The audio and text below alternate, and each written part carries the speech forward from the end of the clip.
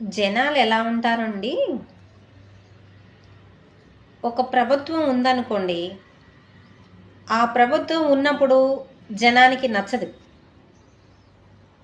వీళ్ళు పోతే బాగు, ఇంకొకళ్ళు వస్తే బాగు, వీళ్ళు పోతే బాగు, ఇంకొకళ్ళు వస్తే బాగు అనుకుంటారు.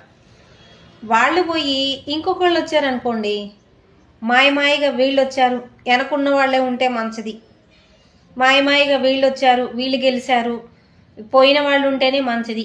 అలా అంటే మనుషులకి స్థిరత్వం అనేది లేదు, మంచి ఏదో చెడు ఏదో అనేది లేదు. మనుషులకి స్వార్థం స్వార్థం మనిషి అంటే ప్రతి ఒక్కరికి స్వార్థం. ఉన్నవాళ్ళు ఏం చేస్తున్నారా, పోయిన వాళ్ళు ఏం చేస్తున్నారా, ఓడిన వాళ్ళు ఏం చేస్తారా, గెలిచిన వాళ్ళు ఏం చేస్తారా, ఇప్పుడు పరిపాలన ఎలా ఉందా, అంతకుముందు పరిపాలించిన వాళ్ళది ఎలా ఉందా అని గ్రహింపు కాదు. మనకేమొచ్చింది మనకేమొచ్చింది మనకేమిచ్చారు మనకేమొచ్చింది అన్న స్వార్థంతోనే ప్రజలు ఉన్నారు.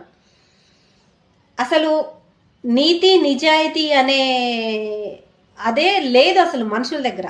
స్వార్థం, మేమే బాగుపడాలి, మాకు ఏదో రావాలి, ఏదో కలగాలన్న మనస్తత్వం కలిగి ఉంటుంది మనుషుల దగ్గర.